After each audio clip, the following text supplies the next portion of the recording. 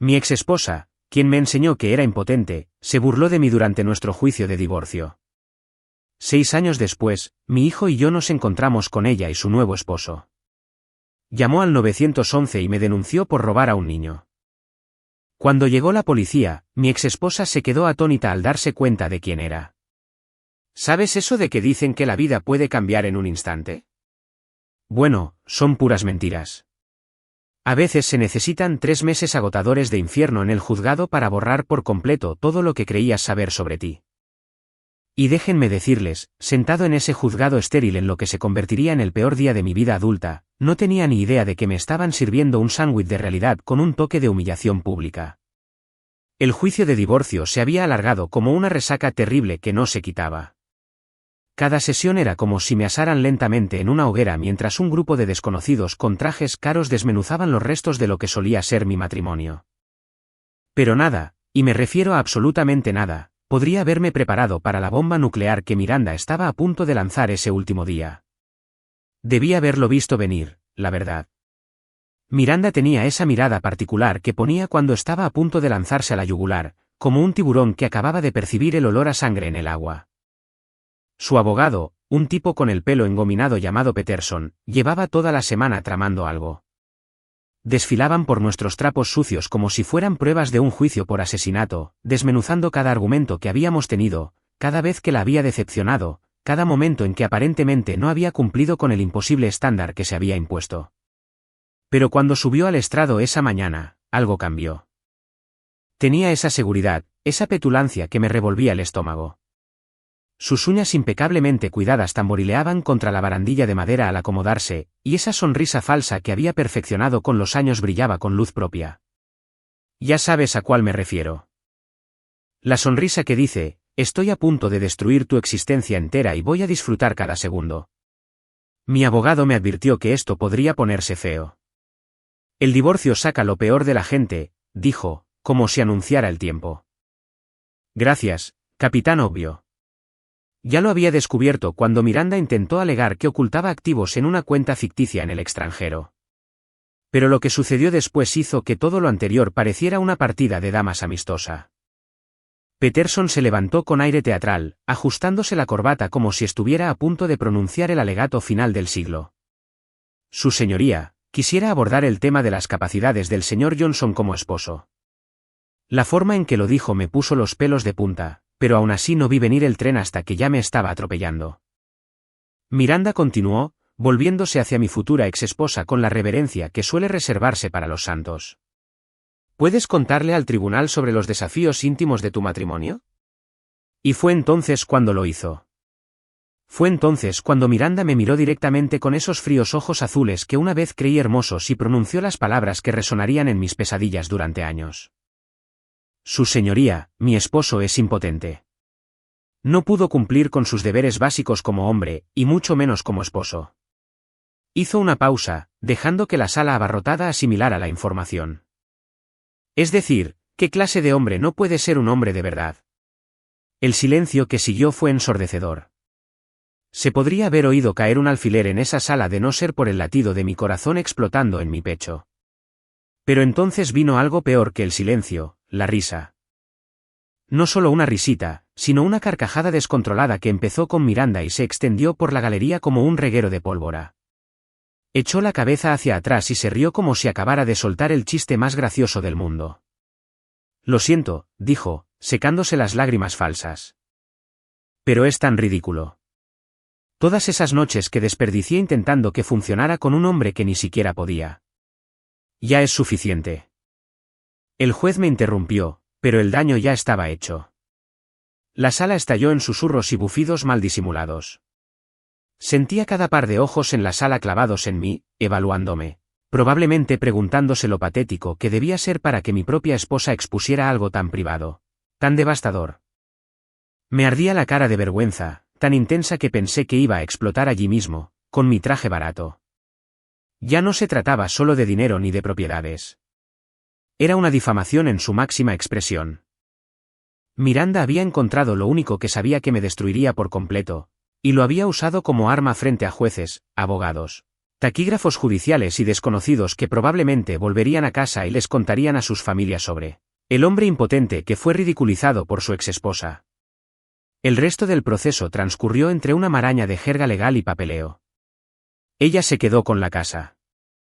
Nuestra casa, la que pintábamos juntos los fines de semana, donde planeábamos criar hijos que nunca existirían. Ella se quedó con el coche, el Honda que compramos cuando aún fingíamos ser felices. Se quedó con la cuenta de ahorros, los muebles, la vajilla de boda que nunca usamos. Y probablemente también con mi dignidad, aunque estoy bastante seguro de que no era legalmente vinculante. Mientras tanto, me quedé allí sentado, sintiendo como si alguien me hubiera metido la mano en el pecho y me hubiera arrancado todo lo que me hacía humano. Lo peor ni siquiera fue la humillación pública, sino la satisfacción en su rostro. Había planeado este momento, lo había ensayado. Probablemente había practicado las palabras exactas que usó para destrozarme, y ahora disfrutaba de las consecuencias como un gato que acaba de atrapar al ratón más gordo del barrio. Cuando todo terminó, cuando el juez dio su veredicto final y el mazo cayó como un trueno, salí del juzgado con solo una caja de cartón llena de ropa en el hueco, una sensación que resonaba en mi pecho donde antes habitaba mi amor propio. Miranda pasó junto a mí en el pasillo, del brazo de Greg, su nuevo esposo, que me esperaba afuera como un plan B hecho realidad. «Buena suerte con tu nueva vida», me gritó por encima del hombro, sin siquiera molestarse en mirar atrás. «Espero que encuentres a alguien a quien no le importe tu situación». De pie en la escalinata del juzgado con mi patética caja de pertenencias, viéndola alejarse en lo que solía ser nuestro coche, me hice una promesa que definiría el siguiente capítulo de mi existencia. Juré por todo lo que me quedaba, que no era mucho, que nunca jamás le daría a Miranda la satisfacción de volver a verme destrozado. Había conseguido su parte, su momento de triunfo, la oportunidad de verme desmoronarme frente a una sala llena de desconocidos. Pero este no era el final de mi historia. Esta era solo la parte donde mi antiguo yo moría, dejando espacio para quienquiera que fuera en quien me convertiría después. ¿Alguna vez has intentado reconstruir tu existencia desde cero mientras curas un ego herido del tamaño de Texas? Bueno, déjame decirte, es tan divertido como una endodoncia realizada por un dentista ciego con manos temblorosas. Después del desastre en el juzgado, tenía dos opciones: quedarme y convertirme en la leyenda local conocida como ese tipo impotente que fue destrozado por su exesposa, o largarme de Dodge antes de que alguien más decidiera hacer de mis asuntos personales su entretenimiento de la semana. Alerta de spoiler, elegí la segunda opción. La decisión de irme de la ciudad no fue precisamente lo que se llamaría planificación estratégica. Fue más como un animal en pánico huyendo de un incendio forestal, solo que el incendio forestal era mi reputación y el animal era mi masculinidad gravemente herida. Pasé exactamente una semana en el sótano de mi amigo Jaque, escuchándolo intentar animarme con charlas cada vez más ridículas sobre cómo hay muchos peces en el mar y que ella no valía la pena. Jaque tenía buenas intenciones, Dios lo bendiga, pero después del tercer día de escuchar que necesitaba volver, estaba listo para estrangularlo con su propia colección de pósteres motivacionales. Así que hice lo que cualquier hombre racional y emocionalmente devastado haría. Lancé un dardo a un mapa y decidí mudarme, completamente por casualidad y desesperación. Bueno, eso no es del todo cierto. De hecho, pasé horas revisando anuncios de alquiler en pueblos pequeños, buscando un lugar donde Miranda nunca hubiera estado, al que nunca hubiera querido ir y donde nunca se le ocurriría buscarme. Necesitaba un lugar donde nadie conociera mi historia, donde pudiera desaparecer entre el ruido de fondo de las vidas de los demás y descubrir cómo volver a ser humana. Así fue como acabé en Cedar Bay, un tranquilo pueblo costero a unas 3 horas al norte de mi antigua vida. Con 8.000 habitantes en un buen día, el tipo de lugar donde la mayor emoción es cuando cambian el sabor del mes en la heladería local. Era perfecto en su absoluto aburrimiento.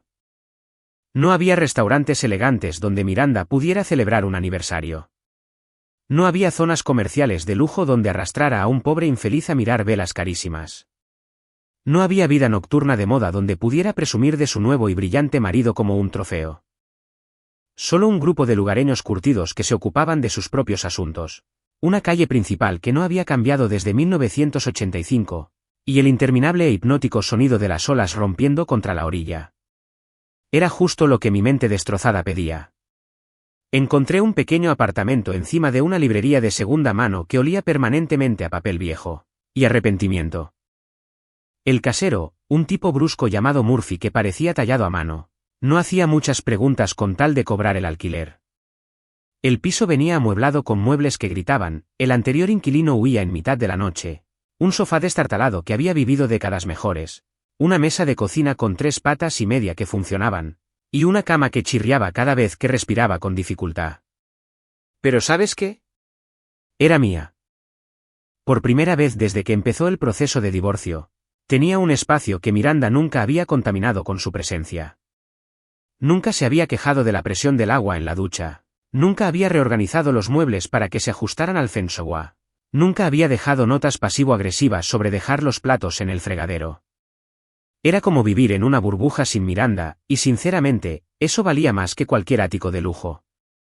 La situación laboral se resolvió bastante rápido, lo cual fue prácticamente lo único que salió bien durante todo este proceso de recuperación ante desastres. Resulta que ser consultor de sistemas freelance es perfecto para alguien que quiere evitar la interacción humana y seguir pagando el alquiler. Podía trabajar desde mi portátil en ropa interior, solucionando problemas de servidores y seguridad de red para empresas a las que no les importaba si parecía que me había atropellado un camión, siempre y cuando su sistema siguiera funcionando. La mayoría de mis clientes ni siquiera me veían la cara, solo correos electrónicos y sesiones de escritorio remoto donde solucionaba sus problemas digitales mientras permanecía segura y oculta tras la pantalla de mi ordenador. Era un paraíso antisocial. Sin política de oficina, sin charlas informales sobre planes para el fin de semana, sin riesgo de que alguien me preguntara sobre mi vida personal. Solo yo, mis habilidades técnicas y un flujo constante de emergencias informáticas que necesitaban solución. El dinero no era espectacular, pero era suficiente para mantenerme con fideos ramen y conexión a Internet, que eran prácticamente mis únicos recursos para sobrevivir en ese momento. Me despertaba al mediodía, revisaba mis correos electrónicos en busca de nuevos desastres que resolver, pasaba la tarde desenredando cualquier desastre digital que alguna empresa hubiera creado y luego me sentaba en mi pequeño balcón a ver cómo el atardecer teñía el océano de colores que me hacían olvidar por un momento lo mal que estaba. Durante años, esto se convirtió en mi rutina. Trabajar, comer, dormir, repetir, con descansos ocasionales para contemplar el océano y reflexionar sobre cómo había terminado siendo un ermitaño antes de los 40. Evitaba bares, cafeterías, supermercados en horas punta, básicamente cualquier lugar donde pudiera entablar una conversación accidentalmente, más allá del papel, la tarjeta de crédito o el débito. ¿Salir con alguien? Era tan atractivo como ofrecerme como voluntario para una lobotomía. Las palabras de Miranda se habían grabado tan profundamente en mi mente que incluso pensar en tener intimidad con alguien me hacía sudar frío. Cada vez que me sorprendía mirando a una mujer en el supermercado o veía a alguien sonriéndome en la calle, la voz de Miranda resonaba en mi cabeza. ¿Qué clase de hombre no puede ser un hombre de verdad? Era como tener un narrador cruel siguiéndome, haciendo comentarios con tintes de color sobre mis deficiencias. Así que dejé de buscar, de intentar. Dejé incluso de considerar la posibilidad de que alguien quisiera estar con un tipo que no pudiera satisfacer a su esposa. Mi vida social consistía en breves saludos a Murphy cuando pagaba el alquiler, charlas informales con la señora Henderson de la librería de abajo sobre el tiempo y largas conversaciones conmigo mismo que solían terminar cuestionándome mis decisiones vitales. Las olas se convirtieron en mi terapeuta, mi entretenimiento y mi única compañía constante. Hay algo extrañamente reconfortante en la completa indiferencia del océano ante tu drama personal. Simplemente sigue haciendo lo suyo, entrando y saliendo, sin importar si estás pasando por una crisis existencial o simplemente intentando decidir qué cenar. Pensé que esto era todo, mi nueva normalidad. Me había convencido de que había terminado con el amor, con las relaciones, con abrirme a la devastación que supone confiarle el corazón a alguien solo para que lo use como munición en un juicio de divorcio. Iba a ser el ermitaño raro que arreglaba ordenadores y hablaba con gaviotas, y en general me parecía bien. Al menos, pensé que me parecía bien. Resulta que el destino tenía otros planes. Así que ahí estaba yo, 3 años después de mi exilio autoimpuesto de la raza humana, viviendo mi mejor vida de ermitaño y convencido de haber descubierto el secreto para evitar más catástrofes emocionales. Mi plan maestro era simple. Permanecer invisible, callarme la boca y jamás dejar que nadie se acercara lo suficiente como para descubrir lo destrozado que estaba por dentro. Era infalible, de verdad. ¿Qué podría salir mal? Entra al departamento de policía de Cedar Bay y su brillante idea de arrastrarme, a patadas y gritos, de vuelta a la interacción social. Todo empezó con un correo electrónico que debería haber sido mi primera señal de alerta. Se necesita un taller de ciberseguridad para las fuerzas del orden locales, se necesita un consultor.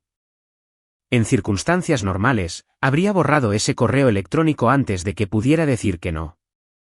Pero el precio que ofrecían era decente, y mi presupuesto para ramen se estaba quedando un poco ajustado. Además, pensé que sería un trabajo de un día. Aparecer, sermonear a un grupo de policías sobre seguridad de contraseñas y estafas de phishing, cobrar mi cheque y desaparecer de nuevo en mi cueva digital. ¿Qué tan difícil podía ser hablar con una sala llena de personas cuyo trabajo era proteger y servir? ¿No psicoanalizar mis fracasos personales? Eran adultos profesionales con mejores cosas que hacer que cotillear sobre el estado sentimental del tipo raro de la informática.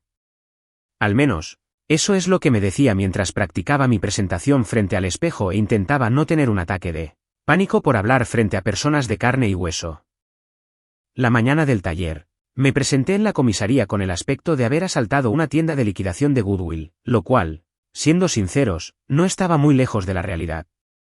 Mi uniforme profesional consistía en unos pantalones caqui que habían tenido mejores años y una camisa abotonada apenas un poco arrugada. Incluso había intentado domarme el pelo, aunque decir intentado, probablemente sea demasiado mérito. La sala de conferencias era la típica pesadilla gubernamental, una iluminación fluorescente que hacía que todos parecieran tener alguna enfermedad rara, sillas plegables diseñadas por alguien que claramente odiaba la columna vertebral humana y un persistente olor a café quemado mezclado con desesperación. Había unos 15 agentes dispersos por la sala, la mayoría parecían preferir perseguir a delincuentes de verdad que aprender sobre seguridad digital con algún asesor antisocial. Preparé mi portátil, me aclaré la garganta y empecé con mi discurso, cuidadosamente ensayado, sobre la importancia de las contraseñas seguras y de reconocer correos electrónicos sospechosos.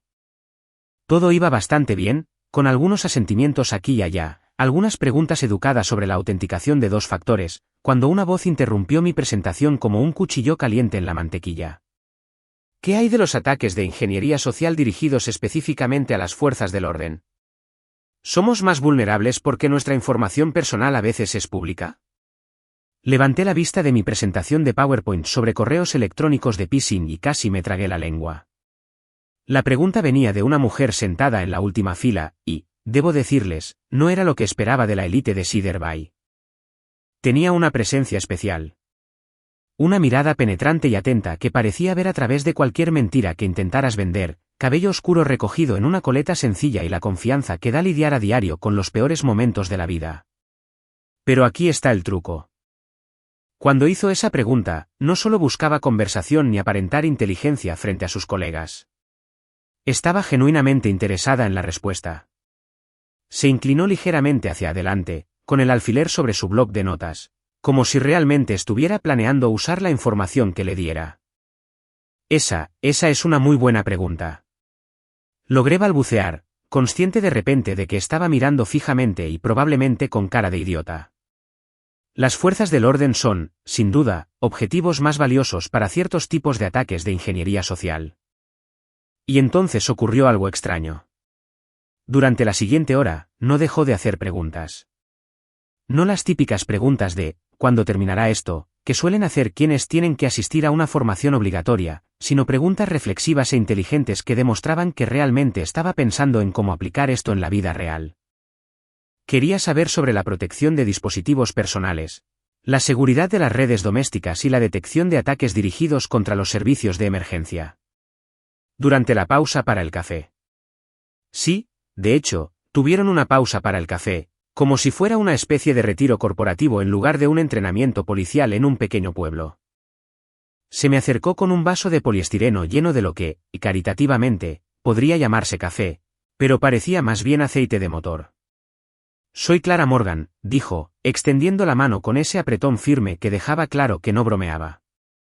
Gracias por hacer esto tan interesante. La mayoría de estos talleres son tan emocionantes como ver cómo la pintura se seca a cámara lenta. David Johnson, respondí, intentando no fijarme en cómo su apretón de manos era seguro sin ser agresivo, profesional sin ser frío. Y créeme, He visto suficientes presentaciones aburridas como para saber a qué te refieres. Eso la hizo reír. No una risa educada y obligada, sino una risa de verdad que llegó a sus ojos y provocó en mi pecho una extraña sensación de aleteo que casi había olvidado que era posible. ¿Qué hace una consultora de sistemas en un pueblo donde la mayor amenaza para la ciberseguridad probablemente sea que la abuela de alguien haya hecho clic sin querer en una estafa de Facebook? Preguntó, tomando un sorbo de café, y de alguna manera, logrando no hacer una mueca ante lo que debía ser una de las peores bebidas jamás creadas. Era una pregunta justa, y debería haberla previsto. Pero en lugar de darle mi respuesta vaga habitual sobre buscar una vida más tranquila, me encontré diciéndole la verdad. Bueno, parte de la verdad, la versión desinfectada y sin divorcios, necesitaba un cambio de ritmo. Dije que la ciudad se estaba volviendo demasiado intensa. Ella asintió como si entendiera perfectamente a qué me refería sin necesidad de detalles escabrosos. Sí, lo entiendo. Me mudé aquí desde Portland hace unos años. A veces necesitas un lugar que no te aplaste el alma a diario. Y así, sin más, estábamos teniendo una conversación de verdad. No la típica charla superficial que te hace querer fingir tu propia muerte, sino un intercambio real y honesto entre dos personas que, al parecer, habían huido a Cedar Bay por razones que no estaban del todo preparadas para hablar con desconocidos. El resto del taller pasó volando y me encontré prestando más atención a las reacciones de Clara a mi presentación, que al contenido real que estaba presentando. Tomó notas, hizo preguntas de seguimiento e incluso detectó un error que cometí en uno de mis ejemplos. Para cuando estaba guardando mi portátil, me di cuenta de que realmente lo había disfrutado por primera vez en años. Oye, dijo Clara mientras me dirigía a la puerta, hay un sitio en el centro que sirve un café decente. Café de verdad, no lo que fuera que había ahí. ¿Quieres tomar una taza y seguir hablando de seguridad en la red? Tengo algunas preguntas específicas sobre la configuración de nuestro departamento. Debería haber dicho que no. Cada neurona racional de mi cerebro me gritaba que siguiera el plan, aceptara mi cheque y regresara a mi pequeña y segura burbuja donde nadie pudiera hacerme daño. Pero al mirar a Clara, al mirarla de verdad, me di cuenta de algo que me aterrorizó. Por primera vez desde que Miranda destruyó mi vida, quise decir que sí. Así es como enamorarse cuando te has convencido de que eres emocionalmente radiactivo. Es como aprender a caminar de nuevo después de estar en coma durante 3 años. Todo se siente desconocido y aterrador, pero también extrañamente milagroso, como si tu cuerpo recordara cómo hacer algo que antes sabía de memoria. La tarjeta de visita de Clara estuvo en la mesa de mi cocina durante exactamente 2 semanas, mirándola como si fuera a explotar si la tocaba mal. Debí de haber cogido esa maldita tarjeta cientos de veces, repasando mentalmente conversaciones telefónicas que iban desde lo profesionalmente competente hasta lo absolutamente patético. Hola Clara, soy David del taller de ciberseguridad. Me preguntaba si querías hablar de estrategias de implementación tomando un café, o decir hola, soy el que te enseñó las contraseñas, no cuelgues. No soy un bicho raro, te lo juro. Ya te imaginarás qué versión te pareció más realista. La revelación llegó cuando me di cuenta de que estaba siendo un idiota. Clara era policía. Si pensaba que yo era un acosador siniestro, tenía la formación y la autoridad legal para hacerme la vida muy desagradable. El hecho de que me hubiera dado su tarjeta y hubiera mencionado específicamente que continuaríamos nuestra conversación significaba que probablemente no planeaba rociarme con gas pimienta si llamaba. Probablemente. Así que llamé. Y, milagro de milagros, de hecho parecía contenta de saber de mí. David, esperaba que te comunicaras, dijo, y pude percibir esa sonrisa genuina en su voz que me había sorprendido durante el taller. He estado pensando en lo que dijiste sobre los ataques de ingeniería social y tengo algunas preguntas sobre cómo ¿podríamos evaluar la vulnerabilidad de nuestro departamento?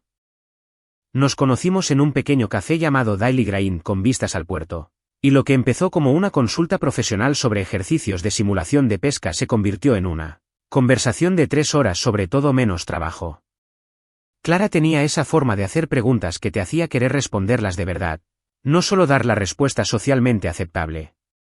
Cuando me preguntó qué me parecía vivir en Cedar Bay, en lugar de la típica tontería de que es tranquilo y agradable, me encontré contándole que veía el amanecer desde mi balcón cada mañana, que el sonido de las olas se había vuelto mejor que cualquier somnífero y por qué había elegido un pueblo donde podía desaparecer del ruido de fondo. Así que viniste aquí a esconderte, dijo, sin juzgarme, como si estuviera mencionando algo que le parecía interesante. Bastante, admití, sorprendido por mi propia honestidad. A veces necesitas desaparecer un rato para descubrir quién eres realmente bajo todo el daño. Ella asintió como si tuviera todo el sentido. Lo entiendo. Me mudé aquí porque quería ser policía en un lugar donde pudiera conocer de verdad a la comunidad que protegía. No solo ser un policía más con multas en una ciudad donde todos son desconocidos. Fue entonces cuando me di cuenta de que Clara no solo era guapa e inteligente. Era alguien que reflexionaba sobre sus decisiones, que tenía razones para la vida que había construido que iban más allá de la conveniencia o la casualidad. Había elegido Cedar Bay igual que yo, buscando algo auténtico en un mundo que se sentía cada vez más falso. Nuestras reuniones de café se convirtieron en algo habitual, luego cenas, luego largos paseos por la playa donde hablábamos de todo, desde sus casos, dentro de los límites de lo que legalmente podía compartir, hasta mis teorías sobre por qué la gente siempre elegía contraseñas que cualquier niño de 12 años podía adivinar en 5 minutos. Se reía de mis chistes, incluso de los malos, y lo más importante, hacía chistes que de verdad me hacían reír. No era la risa educada que se suelta cuando alguien intenta ser gracioso, sino una risa genuina y sorprendida que me recordaba que antes disfrutaba estando rodeado de gente. La primera vez que me besó, estábamos en el muelle viendo una puesta de sol espectacular que había convertido el cielo entero en algo digno de una postal. Me había estado contando sobre una llamada por una disputa doméstica que terminó con ella mediando en una discusión entre una pareja de ancianos sobre a quién le tocaba alimentar a sus 17 gatos, y me reí tanto que casi me atraganté con la cerveza que habíamos estado compartiendo. «Qué risa tan buena tienes», dijo, repentinamente seria. «Me gusta hacerte reír». Y entonces me besó, suave y tentativo al principio, luego con más confianza cuando no entré en pánico y salí corriendo. Por un instante aterrador, la voz de Miranda intentó interrumpir. ¿Y si no puedes actuar? ¿Y si descubre que tienes defectos? ¿Y si se ríe de ti como Miranda? Pero los labios de Clara contra los míos eran reales, presentes y cálidos, y por primera vez en años, el pasado parecía pertenecer a otra persona. Nos lo tomamos con calma, lo que probablemente fue la decisión más inteligente que tomamos. Clara nunca presionó. Nunca me exigió explicaciones de por qué a veces me quedaba con esa mirada de sorpresa cuando las cosas se ponían demasiado intensas y demasiado rápido. Parecía comprender instintivamente que yo estaba operando con una profunda cicatriz emocional, y estaba dispuesta a sortearla sin hacerme sentir como un caso de caridad. La noche que hicimos el amor por primera vez, unos 6 meses después de aquella primera reunión de café, estaba convencido de que iba a humillarme y destruir lo mejor que me había pasado desde que abandoné mi antigua vida. Pero Clara tenía esa forma de hacer que todo pareciera natural y sin forzar nada, como si tuviéramos todo el tiempo del mundo y no hubiera presión para actuar ni demostrar nada. Y cuando terminó, mientras yo estaba allí tumbado esperando a que hiciera algún comentario sobre mi incompetencia, se acurrucó contra mi pecho y dijo, «Eso fue perfecto. Nada espectacular, nada revolucionario, simplemente perfecto». Como si yo fuera justo lo que ella esperaba, con todo y defectos. La propuesta ocurrió casi un año después, en el mismo muelle donde me besó por primera vez. Llevaba semanas con el anillo en la mano, esperando el momento romántico perfecto que no llegaba porque le daba demasiadas vueltas a todo. Finalmente, se lo pedí mientras compartíamos pescado con patatas fritas y veíamos cómo los barcos de pesca regresaban con la pesca del día. «Clare», dije, sacando la cajita de terciopelo antes de acobardarme, «¿te casarías conmigo?» Miró el anillo, luego a mí, y luego se echó a reír, no la risa cruel que recordaba de otra vida, sino pura alegría. «Ya era hora de que lo preguntaras», dijo, besándome antes de que pudiera ponerle el anillo correctamente. Nos casamos 6 meses después en una pequeña ceremonia en la playa, con unos 20 invitados que realmente nos importaban. Sin dramas familiares, sin una recepción elaborada que costara más que mi coche, solo nosotros y las personas que más queríamos, prometiendo cuidarnos frente al mar que nos había traído a Cedar Bay. Clara estaba absolutamente deslumbrante con un sencillo vestido blanco que absorbía la brisa marina, y cuando dijo, «sí, quiero», por fin entendía que se referían las personas cuando hablaban de encontrar a su media naranja. Por primera vez desde aquella pesadilla de divorcio, sentí que estaba justo donde debía estar. ¿Sabes lo que nadie te dice sobre tener un hijo? Que cada día descubrirás nuevas maneras de sentir que estás arrasando con la crianza y a la vez arruinándola por completo. Lucas pasó de ser un extraterrestre diminuto y arrugado que se comunicaba exclusivamente con diversos tipos de llanto a una fuerza de la naturaleza que caminaba y hablaba, capaz de destrozar una habitación más rápido que un tornado y, de alguna manera, hacerte reír mientras lo hacía. Para cuando cumplió 3 años, el niño tenía más personalidad que la mayoría de los adultos que conocía. Heredó la curiosidad de Clara y mi terquedad, lo que creó la combinación perfecta de un niño pequeño que quería entender cómo funcionaba todo y se negaba a aceptar nada porque yo lo dijera como una explicación razonable.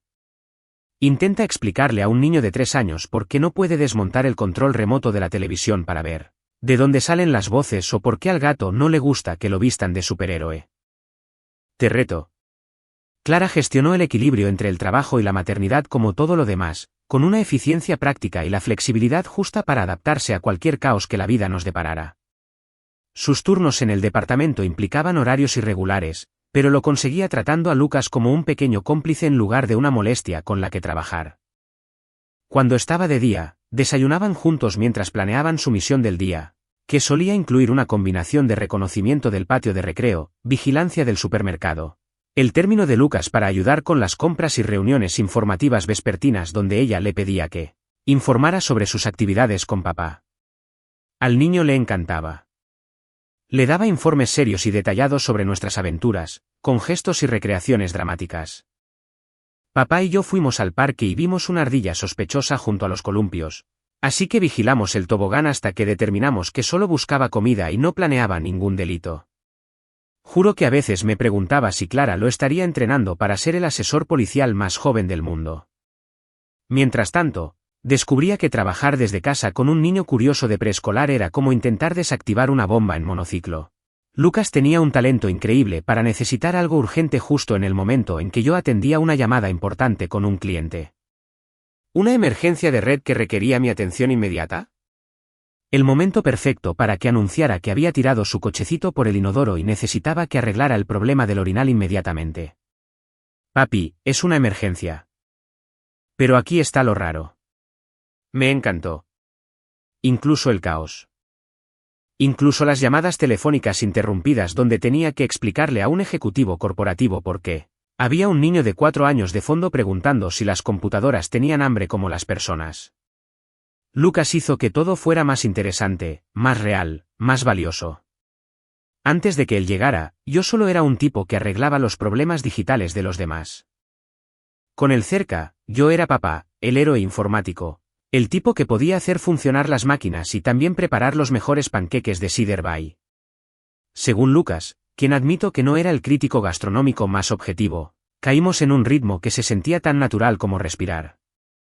Clara salía a su turno y Lucas y yo nos encargábamos de nuestra agenda diaria, que podía incluir desde la compra, donde él insistía en empujar el carrito porque practicaba para cuando yo fuera lo suficientemente grande para conducir, hasta las visitas a la biblioteca, donde la señora Peterson había aprendido a abastecerse de libros sobre camiones, dinosaurios y cómo funcionan las cosas porque Lucas los devoraba como una termita literaria. Las tardes eran nuestro tiempo para proyectos. Lucas había heredado mi necesidad de entender cómo funcionaban las cosas, pero con la ventaja añadida de no tener ningún miedo a desmontarlas para investigar. Construimos maquetas de cohetes que volaban de verdad.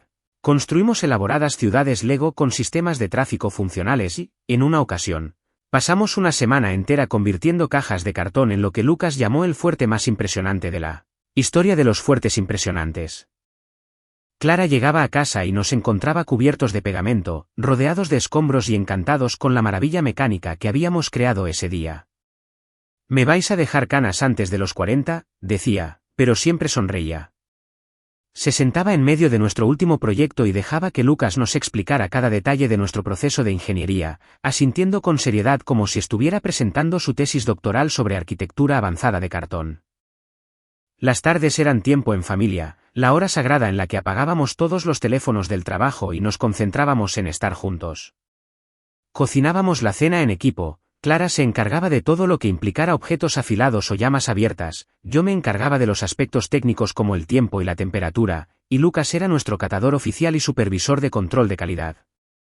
El niño opinaba sobre todo, desde si la pasta estaba lo suficientemente lista hasta por qué las verduras eran probablemente una conspiración de adultos aburridos. Después de cenar, nos amontonábamos en el sofá para lo que Lucas llamaba la hora de investigar historias, donde leíamos libros y él hacía aproximadamente 7000 preguntas sobre la lógica de la trama y la motivación de los personajes. ¿Por qué los 3 cerditos no llamaron a la policía cuando apareció el lobo? O si Ricitos de Oro sabía que allanar un edificio estaba mal, ¿por qué no tocaba la puerta como cualquier persona normal? La niña tenía razón casi siempre, lo que hacía que los cuentos para dormir fueran mucho más complicados de lo necesario. Los fines de semana eran para aventuras. Nos amontonábamos en la patrulla de Clara cuando no estaba de servicio, o en mi Honda destartalado, y explorábamos la costa, buscando pozas de marea donde Lucas pudiera observar la vida marina en su hábitat natural, o rutas de senderismo donde pudiera practicar sus habilidades de supervivencia en la naturaleza, que principalmente consistían en recolectar rocas interesantes y explicar a la fauna silvestre por qué deberían ser sus amigos. Clara y yo lo observábamos examinar cangrejos ermitaños con la intensidad de un biólogo marino o intentar negociar tratados de paz con gaviotas, y nos mirábamos a los ojos con esa mirada que comparten los padres cuando su hijo hace algo adorable y completamente ridículo a la vez. Estábamos construyendo algo juntos, no solo criando a un hijo, sino creando este pequeño mundo donde los 3 nos sentíamos como en casa. Mirando hacia atrás, esos fueron probablemente los años más felices de mi vida. No porque todo fuera perfecto, sino porque todo se sentía real y merecido en cuestión de horas. Pasé de ser el hombre que no podía satisfacer a su propia esposa a ser el esposo y padre que se despertaba cada mañana sabiendo que 2 personas lo amaban tal como era. Miranda parecía una pesadilla ajena, algo que le había sucedido a una persona completamente distinta. Nunca le conté mucho a Lucas sobre mi pasado con Miranda porque, sinceramente, ¿qué sentido tenía? Para él, Clara era su madre. La que le besaba las rodillas raspadas, le enseñaba a lanzar una pelota de béisbol y se presentaba uniformada a todos los eventos escolares porque estaba orgullosa de ser su madre. Eso fue suficiente. Eso fue todo. ¿Conoces esa sensación de tener un día normal y de repente la vida decide darte un puñetazo en el estómago solo por diversión? Pues abróchate el cinturón porque eso fue exactamente lo que pasó en lo que debería haber sido un martes de marzo normal. Había conducido hasta la ciudad para una reunión con un cliente de una startup tecnológica que estaba convencida de que su revolucionaria aplicación iba a cambiar el mundo, pero no entendía por qué sus servidores se bloqueaban cada vez que más de 12 personas intentaban usarla simultáneamente. El típico delirio de Silicon Valley se topa con la realidad de la infraestructura básica. Dinero fácil para un tipo que se especializaba en explicar a emprendedores demasiado confiados por qué sus brillantes ideas necesitaban competencia técnica real para funcionar. Lucas me había rogado que me acompañara porque le había prometido que iríamos a una nueva galería de juegos que había abierto en el centro después de mi reunión. El niño ya tenía 6 años, lo suficientemente mayor para apreciar las ventajas de las máquinas de pinball antiguas y lo suficientemente joven para pensar que pasar una tarde de martes jugando al Pac-Man con su padre era la cumbre del entretenimiento sofisticado. Clara nos había dejado en la estación de tren esa mañana con un beso y recordándonos que intentáramos no dejar que se comiera su peso en pizza de galería. La reunión con el cliente salió exactamente como se esperaba. 2 horas explicando conceptos básicos de capacidad de servidor a gente que creía que escalar significaba agrandar su logo, seguida de una generosa comisión por consultoría por soluciones que podrían haber buscado en Google si se hubieran molestado en investigar 5 minutos. Pero bueno, su ignorancia estaba pagando la Universidad de Lucas, así que no me quejaba. Almorzamos en un pequeño café cerca de la galería, y Lucas estaba prácticamente entusiasmado por la tarde que le esperaba. Traía su dinero de la mesada en una cartera cuidadosamente organizada que Clara le había regalado por su cumpleaños, con compartimentos separados para gastar, ahorrar y para emergencias. El chico se tomaba la responsabilidad financiera más en serio que la mayoría de los adultos que conocía. Papá, ¿crees que habrá un juego de carreras de motos donde te sientas de verdad en la moto? Me lo pidió por 15ª vez mientras devoraba un sándwich de queso a la plancha. Porque he estado practicando mi técnica de conducción y creo que estoy listo para la simulación avanzada de motos. Ya lo veremos, amigo. Dije, intentando no reírme de su expresión seria. Pero recuerda, si no lo tienen, encontraremos algo genial para jugar. Acabábamos de salir del café. Lucas charlando de su estrategia de arcade mientras yo miraba la dirección exacta en mi teléfono. Cuando la vi a Miranda, parada a unos 6 metros de distancia, frente a una boutique de ropa, observándose en el reflejo del escaparate mientras un tipo alto con un traje caro estaba detrás de ella con cara de preferir estar en cualquier otro lugar. Por una fracción de segundo, pensé que tal vez estaba alucinando. 6 años en Cedar Bay me habían convencido de que mi antigua vida pertenecía a otra persona, de que las posibilidades de encontrarme con Miranda en una ciudad de 3 millones de habitantes eran prácticamente nulas. Pero allí estaba, todavía decolorándose el pelo de ese rubio antinatural, todavía con ropa que costaba más que el alquiler de la mayoría, todavía comportándose como si el mundo le debiera una disculpa personal por no ser lo suficientemente interesante. Mi primer instinto fue agarrar a Lucas y desaparecer de nuevo en la cafetería antes de que nos viera. Pero los niños tienen un talento increíble para pararse justo donde no quieres que estén en el momento menos indicado. Lucas había visto a un artista callejero haciendo trucos de magia al otro lado de la plaza y ya me estaba tirando de la mano, completamente ajeno a que estábamos a punto de cruzarnos directamente en el camino de la mujer que había pasado meses convenciendo a un tribunal de que yo era un ser humano fundamentalmente defectuoso. Fue entonces cuando Miranda giró la cabeza, probablemente atraída por el comentario emocionado de Lucas sobre si el mago estaba usando magia de verdad o solo trucos de magia. Sus ojos se encontraron con los míos a través de la multitud, y vi su rostro alternar entre confusión, reconocimiento y luego esa sonrisa depredadora que recordaba del juicio de divorcio. Le dijo algo al tipo del traje, Greg, supuse, el marido sustituto al que había estado haciendo alarde mientras aún estábamos técnicamente casados, y empezó a caminar hacia nosotros con el paso de quien acaba de ver la oportunidad de arruinarle el día a alguien. Vaya, vaya, vaya, dijo, tan fuerte que atrajo la atención de otros peatones. Pero si es David Johnson. ¿Y a quién le robaste el hijo? Las palabras me impactaron, pero lo que realmente me heló la sangre fue la forma en que miraba a Lucas. No con curiosidad ni confusión, sino con cálculo, como si ya estuviera planeando su siguiente movimiento. Lucas, bendito sea, simplemente la miró con la expresión educada, pero un poco cautelosa, que usaba cuando los adultos decían cosas sin sentido. No me han robado, dijo con naturalidad. Estoy con mi papá. Vamos a la sala de juegos. La risa de Miranda fue tan cruel como la recordaba. ¿Tu papá? Cariño, este hombre no podría tener un hijo ni aunque le fuera la vida en ello. Créeme, lo sabría. Ahí fue cuando entró el verdadero pánico. No por lo que decía de mí. Ya lo había oído antes, lo había superado, sino porque Lucas estaba allí de pie, confundido y un poco asustado, intentando asimilar por qué esa extraña mujer decía cosas malas sobre su padre con una voz que sugería que le parecía gracioso. Escucha, Miranda. Empecé, intentando mantener la voz tranquila y razonable. Solo estamos aquí por hoy. No buscamos problemas. ¿Problemas? Sacó su teléfono con aire teatral. Ay, cariño, problemas es justo lo que vas a encontrar. Llamo a la policía ahora mismo para denunciar el secuestro de un niño. Tienes que estar bromeando, dije, pero ella ya estaba marcando el 911. Hablando tan alto que todos en la zona la oían. Sí, necesito denunciar un secuestro. Hay un hombre aquí con un niño que claramente no es suyo. Mide unos 1,8 metros, tiene cabello castaño y lleva una chaqueta azul. Están en la plaza frente al Café Meridien. Hizo una pausa dramática. Sí, estoy absolutamente segura de que este niño está en peligro. La mano de Lucas se apretó contra la mía, y pude sentirlo apretándose contra mi costado.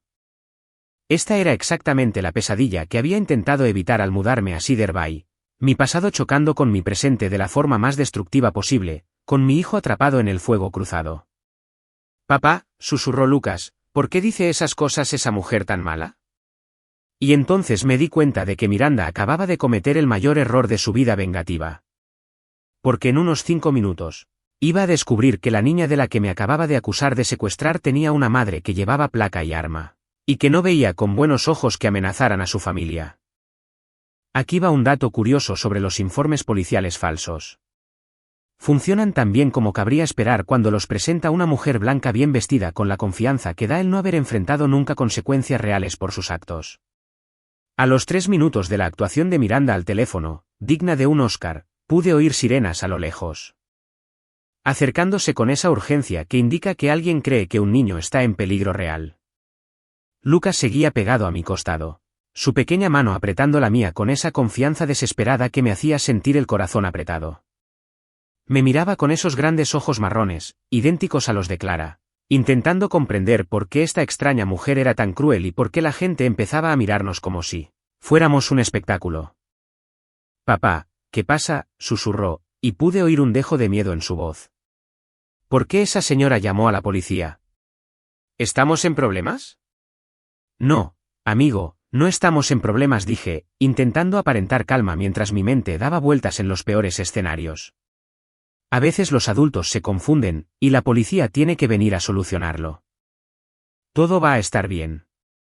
Miranda seguía allí de pie con esa sonrisa satisfecha, como si estuviera viendo el clímax de su película favorita. Greg, mientras tanto, parecía estar reconsiderando seriamente sus decisiones de vida y preguntándose si era demasiado tarde para fingir que no la conocía. El tipo no dejaba de mirar su reloj y mirar a su alrededor con nerviosismo, probablemente calculando lo rápido que desaparecería entre la multitud si las cosas se torcían. «¿Sabes qué me encanta de esto?», dijo Miranda en voz alta, asegurándose de que todos los que estuvieran cerca pudieran oírla. «En unos 2 minutos, todos verán qué clase de hombre eres en realidad. Un mentiroso y patético perdedor que roba los hijos ajenos porque no puede tener hijos propios». Fue entonces cuando Lucas sorprendió a todos, incluyéndome a mí. En lugar de encogerse o asustarse más, dio un paso al frente y miró a Miranda directamente a los ojos con la indignación intrépida que solo un niño de 6 años puede mostrar. «Estás siendo muy malo con mi papá», dijo, y su voz se oyó con claridad en toda la plaza, «y te equivocas en todo. Mi papá no me robó. Soy su hijo, y él es el mejor papá del mundo, y deberías dejar de hablar mal de él ahora mismo». Por un instante, la máscara de confianza de Miranda se desvaneció. No esperaba que el niño se defendiera, no contaba con que Lucas tuviera la fuerza de voluntad que da crecer en un ambiente de amor y seguridad, pero se recuperó rápidamente, redoblando su actuación. «Ay, cariño», dijo con ese tono condescendiente que usan los adultos cuando están a punto de decir algo particularmente horrible. «Te tiene muy confundido. Pero no te preocupes, los amables policías te ayudarán a volver con tu verdadera familia». Fue entonces cuando llegó la patrulla, con las luces encendidas, pero las sirenas apagadas ahora que habían llegado al lugar. 2 oficiales salieron. Un hombre mayor con galones de sargento que parecía haber visto todas las variantes posibles de la estupidez humana, y una oficial más joven que se quedó un poco atrás, observando a la multitud mientras su compañero se acercaba. La sargento se acercó con ese porte profesional que logra ser tranquilizador e intimidante a la vez. «Soy el sargento Williams.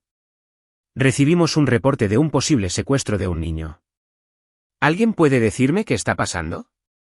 Miranda inmediatamente comenzó a contar su historia, presentándose como una ciudadana preocupada que, por casualidad, me reconoció como alguien que definitivamente no debería tener un hijo. Les dio mi descripción, repitió sus afirmaciones sobre mi supuesta incapacidad para tener hijos y, en general, actuó como si estuviera haciendo una audición para un papel de espectador heroico en un especial extraescolar, sobre el peligro de los extraños. «Este hombre», dijo, señalándome dramáticamente, «es David Johnson. Sé con certeza que no puede tener hijos, así que el niño con el que está debe de haber sido secuestrado o robado de algún sitio. Estoy completamente seguro de que este niño está en peligro». El sargento Williams tomó notas mientras ella hablaba, su expresión no revelaba nada sobre su opinión de su historia.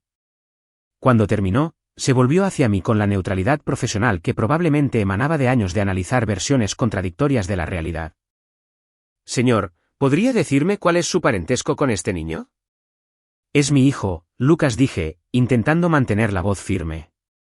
«Estamos aquí hoy. Tenía una reunión con un cliente e íbamos a visitar la nueva galería. Mi esposa es la agente Clara Morgan del Departamento de Policía de Cedar Bay». Los ojos de Miranda se iluminaron como si le hubiera dado un regalo de Navidad adelantado.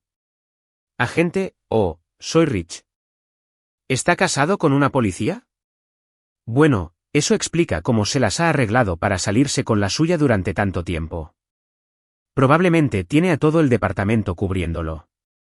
Pero algo interesante sucedió mientras Miranda se regodeaba. La oficial más joven, que había estado observando, dio un paso al frente de repente y miró a Lucas con más atención. Llevaba la gorra baja, pero ahora levantó ligeramente la cabeza y pude ver su rostro. Casi se me para el corazón. Era Clara. ¿Qué probabilidades había? En una ciudad de 3 millones de habitantes, ¿cuáles eran las probabilidades matemáticas reales de que mi esposa fuera la agente que respondiera a una llamada sobre el supuesto secuestro de nuestro propio hijo? Fue como ganar la peor lotería de la historia de las terribles coincidencias. Solo que quizás no fue tan terrible después de todo. Clara claramente intentaba averiguar cómo manejar la situación sin revelar su identidad. No podía simplemente anunciar que era mi esposa y la madre de Lucas sin comprometer el protocolo que debía seguir, pero pude ver su mente trabajando, calculando la mejor manera de calmar la situación siguiendo el procedimiento adecuado. Sargento dijo con cuidado, ¿sería posible hablar con el niño en privado? A veces los niños se sienten más cómodos hablando con un agente. Williams asintió. Buena idea, agente Morgan. A ver qué puedes averiguar. Miranda estaba prácticamente saltando de la emoción, esperando claramente que Lucas se derrumbara y confesara que lo había secuestrado en algún parque. No tenía ni idea de que estaba a punto de ver cómo su fantasía de venganza se desmoronaba de la forma más espectacular posible. Clara se arrodilló a la altura de los ojos de Lucas, y vi cómo el rostro de mi hijo pasaba de la preocupación y la confusión a la alegría pura al reconocerla, incluso con el uniforme. Hola, amigo, dijo Clara en voz baja. ¿Puedes decirme tu nombre? Y fue entonces cuando Lucas pronunció la frase que haría que el día de Miranda pasara de triunfal a catastrófico. En apenas 3 segundos. ¿Conoces ese momento en las películas cuando todo encaja de repente y el malo se da cuenta de que han estado jugando a las damas mientras todos los demás jugaban al ajedrez? Bueno, Miranda estaba a punto de experimentar esa sensación de la forma más humillante posible, y yo estaba en primera fila para lo que sin duda se convertirían en los 30 segundos más satisfactorios de mi vida adulta. Lucas miró a Clara con esos grandes ojos marrones idénticos a los de ella, y todo su rostro se iluminó con esa alegría pura que solo los niños pueden sentir al ver a su persona favorita.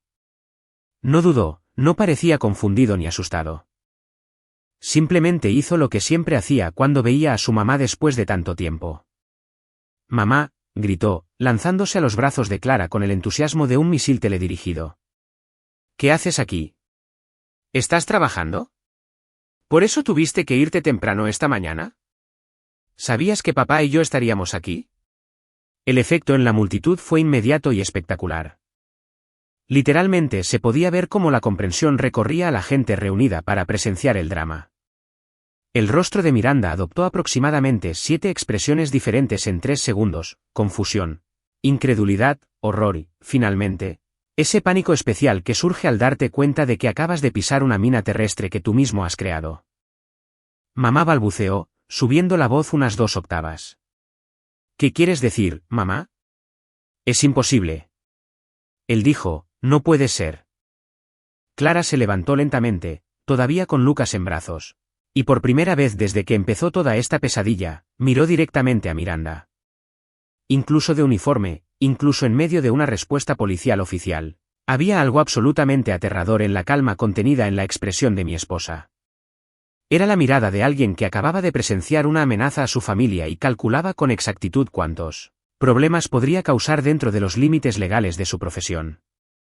Soy la oficial Clara Morgan, del Departamento de Policía de Cedar Bay, dijo, con una voz que transmitía esa autoridad oficial que hizo que todos en el área inmediata prestaran atención.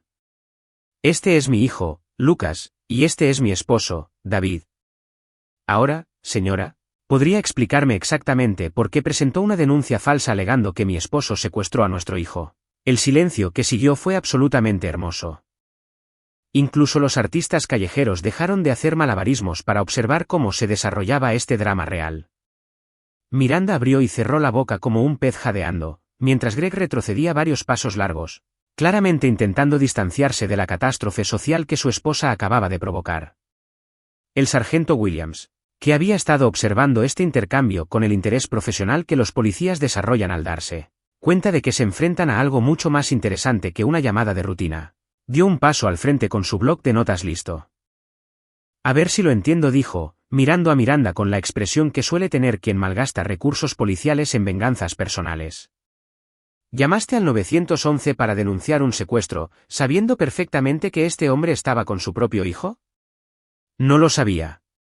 Miranda protestó, pero su voz había perdido toda la autoridad y seguridad de antes. ¿Cómo iba a saber que tenía un hijo? No puede. O sea, cuando nos casamos, no podía. Señora, interrumpió Clara, y había algo en su tono que hizo que todos se callaran y escucharan. ¿Me estás diciendo que presentaste una denuncia falsa basándote en suposiciones sobre el historial médico personal de mi esposo? Información que solo estaría disponible si hubieras estado casada con él. Y fue entonces cuando Miranda se dio cuenta de que acababa de confesar el motivo exacto de su denuncia falsa delante de 2 policías, un grupo de testigos y probablemente la cámara del teléfono de alguien. Básicamente, había admitido que no se trataba de una ciudadana preocupada denunciando una actividad sospechosa. Era una exesposa vengativa que intentaba causarle problemas a su exmarido. Esto es una locura, dijo Miranda, pero ahora sonaba desesperada en lugar de segura. Obviamente los ha manipulado a todos de alguna manera. David Johnson no podría tener un hijo ni aunque su vida dependiera de ello. Debería saberlo. Estuve casada con él durante 5 años. Lucas, que había estado escuchando esta conversación con la fascinación que sienten los niños por los dramas de adultos que no comprenden del todo, de repente intervino con la brutal honestidad que solo los niños de 6 años pueden ofrecer. ¿Eres la mujer mala que entristecía a papá antes de que viniera a vivir con nosotros?, preguntó, mirando a Miranda con genuina curiosidad. Porque papá decía que su primera esposa era muy mala con él, pero luego conoció a mamá y ahora somos una familia feliz. ¿Eres la esposa mala? La multitud se quedó boquiabierta. No bromeo. Se oyó una audible exhalación de unas 20 personas que acababan de presenciar cómo un niño de 6 años destruía con total naturalidad el plan de venganza de un adulto con una pregunta inocente. El compañero de Clara, el sargento Williams, intentaba claramente contener una sonrisa mientras tomaba notas en su informe. Señora, presentar una denuncia policial falsa es un delito menor en este estado. Presentar una denuncia falsa sobre poner en peligro a un menor o secuestro conlleva penas adicionales. ¿Segura que quiere continuar con su historia? Miranda miró a su alrededor desesperada, probablemente buscando una vía de escape que no implicara admitir que había cometido un delito frente a múltiples testigos. Greg estaba ahora a unos 3 metros de distancia, claramente esperando que todos olvidaran que alguna vez había estado relacionado con ella. Es ridículo, dijo, pero ahora le temblaba la voz. No pueden arrestarme por preocuparme por la seguridad de un niño. En realidad, dijo Clara, quitándose la gorra y sacudiéndose la coleta en un gesto que, de alguna manera, la hacía parecer aún más intimidante. Podemos arrestarte por presentar una denuncia falsa, acoso y posiblemente, por intentar interferir en una investigación policial. ¿Pero sabes qué? Hoy me siento generosa. Me entregó a Lucas y se acercó a Miranda. Lo suficientemente cerca como para que su voz se oyera, pero no tanto como para que se considerara amenazante. Esto es lo que va a pasar, dijo Clara en voz baja. Vas a disculparte con mi esposo por esta escena ridícula. Vas a disculparte con mi hijo por asustarlo. Y luego te irás y nunca más volverás a contactar a mi familia. Porque si lo haces, la próxima vez no seré tan generoso. Y me aseguraré de que todos en esta ciudad sepan exactamente qué clase de persona hace denuncias falsas sobre secuestros de niños solo para acosar a su exmarido. Miranda parecía a punto de discutir, pero algo en la expresión de Clara debió convencerla de que llevar esto más lejos sería una muy mala idea. Bien, murmuró. Lo siento. Todo esto fue un malentendido. Más alto, dijo Clara. Para que todos puedan oírte. Lo siento, gritó Miranda, con la cara roja de humillación. Fue un malentendido. Me equivoqué. Y con eso, agarró a Greg del brazo y prácticamente lo arrastró entre la multitud, dejando atrás una plaza llena de gente que acababa de presenciar el colapso público más espectacular del año. Clara se volvió hacia nosotros, y por primera vez desde que empezó toda esta pesadilla, sonrió. ¿Saben qué es lo más hermoso del karma? Tiene un increíble sentido del tiempo y un verdadero don para lo dramático. Justo cuando crees que el universo se ha olvidado de todo lo que alguien te hizo pasar, Aparece como un cobrador de deudas cósmico con intereses acumulados durante 6 años de daño emocional. Y déjame decirte, ver la cara de Miranda al darse cuenta de que acababa de humillarse públicamente delante de 2 policías y unos 30 desconocidos fue mejor que cualquier sesión de terapia que hubiera considerado. Pero Clara aún no había terminado. Ni de lejos. En realidad dijo, sacando su bloc de notas con la eficiencia profesional que sugería que esto iba a volverse oficial enseguida. Antes de que vayas a ningún lado, necesito información para mi informe. Miranda, que había estado intentando escabullirse con la poca dignidad que le quedaba, se quedó paralizada como si hubiera pisado un cable de alta tensión. ¿Informe? ¿Qué informe? Creí que habías dicho que esto se había acabado. Ay, esta parte se acabó, dijo Clara con una sonrisa que habría puesto nervioso a un tiburón. ¿Pero la parte donde documento un informe policial falso? Eso apenas empieza. Sargento Williams, ¿le importaría tomar declaración al señor Johnson mientras me ocupo del denunciante? El sargento Williams asintió, claramente disfrutando de este giro de los acontecimientos más de lo debido. Por supuesto, oficial Morgan. Señor, si pudiera explicarme exactamente lo que sucedió hoy, desde el momento en que se encontró con el denunciante. Así que ahí estaba yo, dando mi declaración a un sargento de policía mientras mi hijo de 6 años hacía comentarios conmovedores. Y entonces la mala señora dijo que papá me había robado. Lo cual es una auténtica estupidez porque no se puede robar a alguien que ya te pertenece. Y mi esposa desmanteló sistemáticamente toda la tarde de Miranda con la precisión de un cirujano que extirpa un tumor particularmente problemático. Nombre completo. Clara le preguntó a Miranda, con el bolígrafo sobre su bloc de notas. Miranda Elizabeth Patterson. Miranda murmuró, incapaz de mirar a Clara a los ojos. Dirección. Miranda recitó una dirección elegante en las colinas que probablemente costaría más de lo que ganaría en 5 años. Greg, mientras tanto, seguía de pie a una distancia prudencial, probablemente preguntándose si podría pedir un Uber y fingir que todo esto nunca había sucedido. ¿Y que la impulsó exactamente a llamar al 911 hoy, señora Patterson? Le dije que lo pensé. Lo que usted pensó no es lo que pregunto, interrumpió Clara con suavidad. Te pregunto qué observaste que te hizo creer que se estaba cometiendo un delito. En concreto, Miranda abrió y cerró la boca varias veces mientras intentaba encontrar una respuesta que no implicara admitir que se lo había inventado todo por despecho. Bueno, lo vi con un hijo, y sabía por nuestro matrimonio que no podía tener hijos, así que lo supuse. Asumiste, repitió Clara, anotando algo. Basándome en mi experiencia personal de una relación anterior, no en ninguna actividad delictiva que presenciaste, intentaba proteger a la niña presentando una denuncia falsa sobre un secuestro que sabías que no estaba ocurriendo. Fue como presenciar una clase magistral de interrogatorio profesional. Clara tenía esa forma de preguntar que hacía que Miranda cavara su propia tumba con cada respuesta. Cada respuesta solo hacía más evidente que se trataba de un ataque personal disfrazado de deber cívico.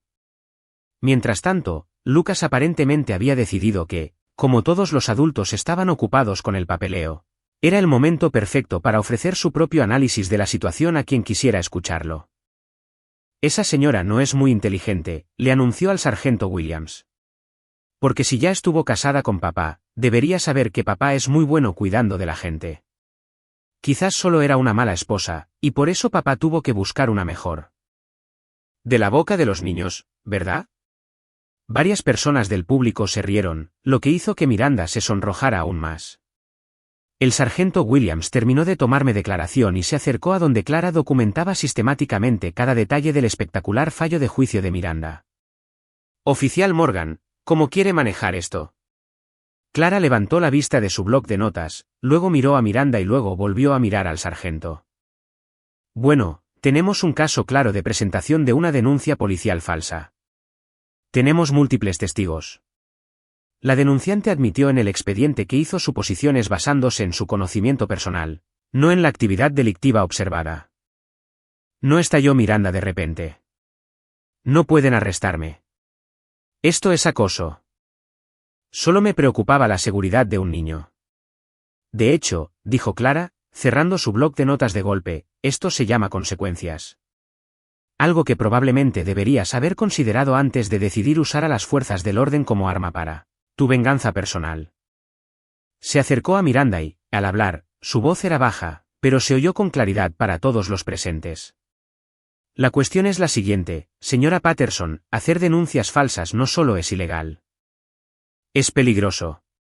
Cada minuto que los oficiales pierden respondiendo a tu emergencia inventada es un minuto que no pueden dedicar a ayudar a quienes realmente la necesitan. Cada recurso que malgastas en tu mezquina fantasía de venganza es un recurso que podría salvarle la vida a alguien.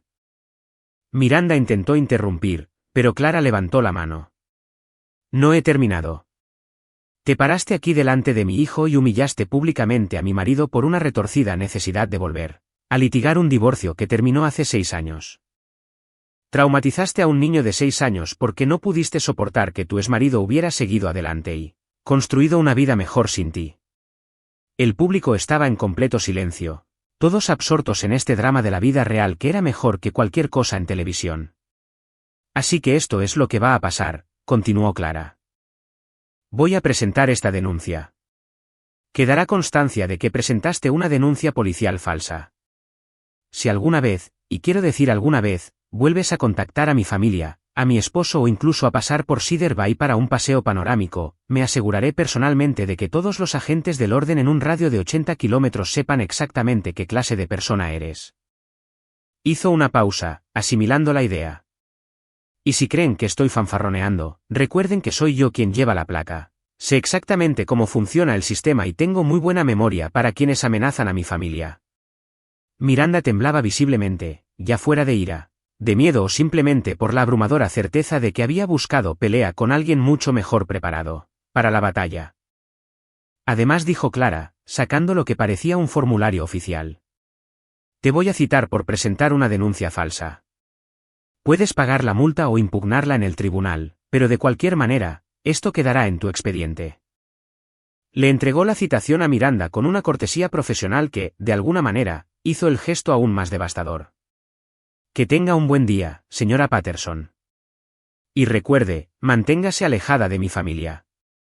Miranda tomó la citación con manos temblorosas. Me lanzó una última mirada venenosa y prácticamente huyó por la plaza, con Greg apresurándose para seguirles el paso. Al desaparecer entre la multitud, Clara se volvió hacia nosotros con una sonrisa de pura satisfacción. Bueno, dijo, eso fue divertido. ¿Alguien más tiene hambre? Creo que nos hemos ganado una pizza. ¿Saben qué tiene de gracioso el cierre? Durante años, pensé que era algo que había que buscar activamente, como si estuviera escondido en algún libro de autoayuda o enterrado en la respuesta perfecta que deberías haber dado durante tu juicio de divorcio. Resulta que, a veces, el cierre simplemente aparece con uniforme de policía y un libro de multas, listo para impartir justicia con una dosis de ironía poética que ni siquiera Shakespeare podría haber escrito mejor. El viaje a casa desde la ciudad fue como flotar en una nube de pura reivindicación.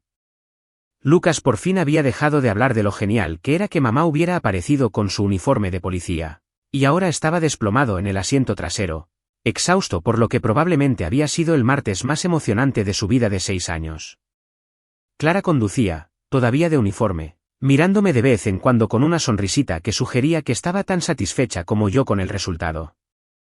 Así que dije, intentando procesar todo lo sucedido. ¿Qué probabilidades hay de que seas tú el agente que responda a una llamada sobre el supuesto secuestro de nuestro propio hijo? Clara se rió, con esa risa genuina y espontánea que me había llamado la atención por primera vez hace tantos años en el taller de ciberseguridad. La verdad es que no es tan descabellado, pensándolo bien. Williams y yo ya estábamos en la zona respondiendo a un reporte de robo a unas 6 cuadras de distancia.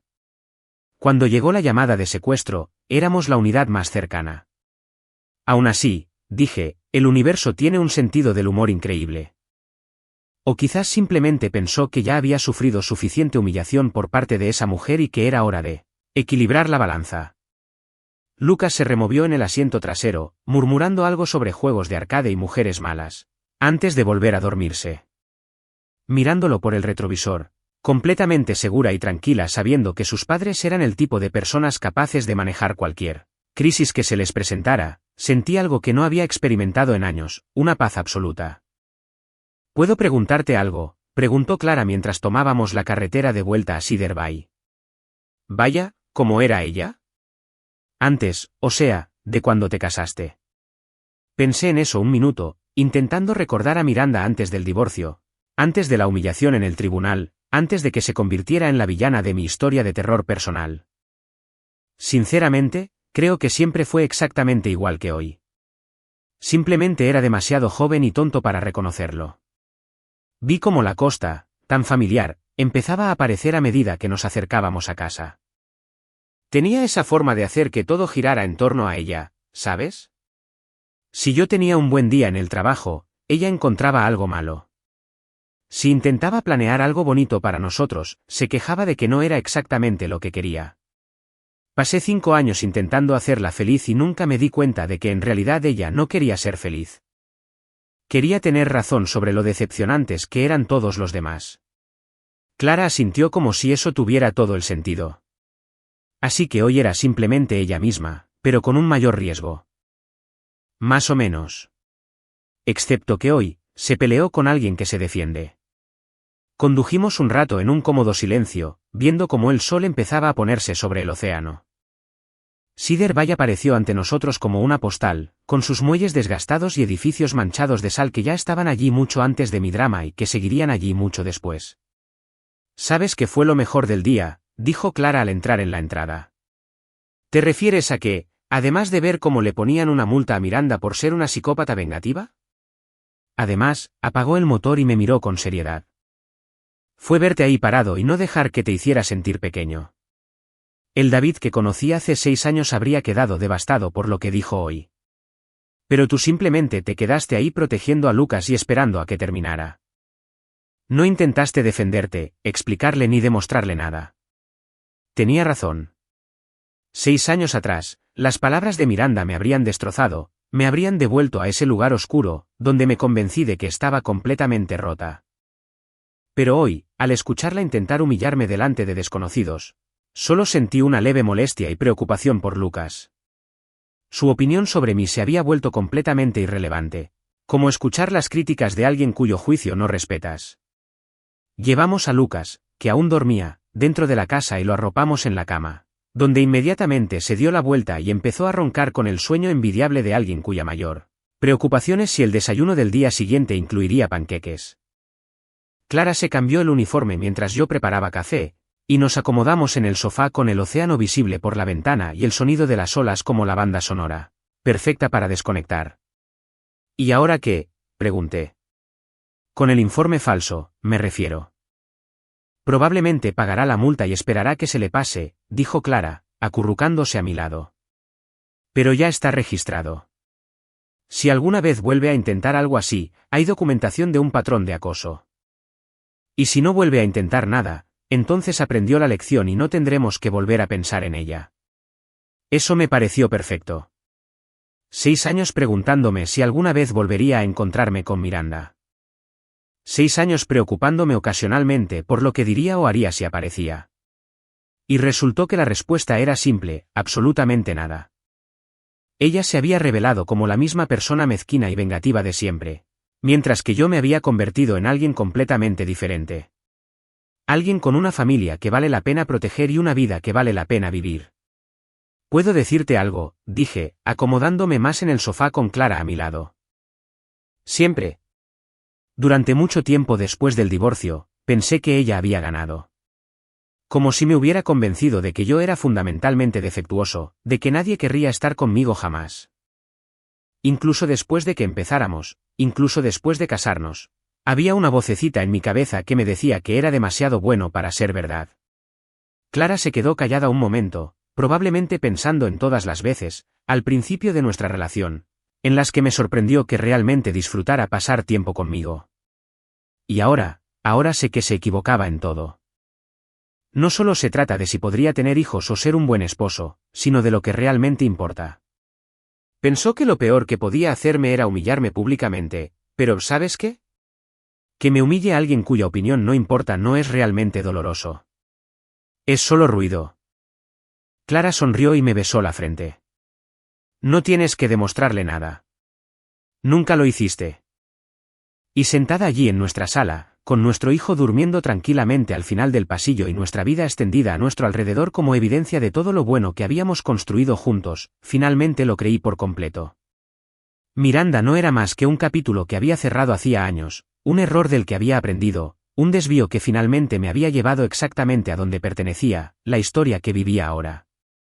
La de Clara y Lucas, en esta casa junto al mar, era la única historia que importaba.